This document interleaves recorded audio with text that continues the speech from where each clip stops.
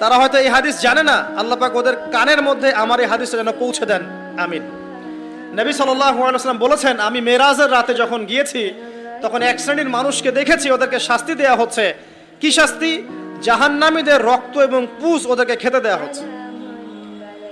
জিবরাইল আলাইহিস সালামকে জিজ্ঞাসা করা হলো যে এরা কারা? তিনি বললেন, এরা আপনার উম্মতের সেই সব ব্যক্তি যারা মাদকদ্রব্য সেবন করত।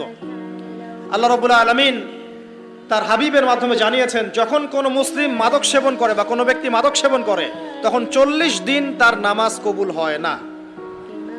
এরপর যদি সে তওবা করে তাহলে আল্লাহ পাক তার তওবা কবুল করবেন ইনশাআল্লাহ। যদি সে আবারও মাদক খায় তওবা করার পর, আবার 40 দিন তার নামাজ কবুল হবে না। যদি সে আবার তওবা করে আল্লাহ পাক আবার তাকে মাফ করে দিবেন। যদি সে আবারও মাদক খায় আবার 40 দিন তার নামাজ কবুল হবে না। তারপর যদি আবার তওবা করে আবার আল্লাহ তাকে মাফ করে দিবেন।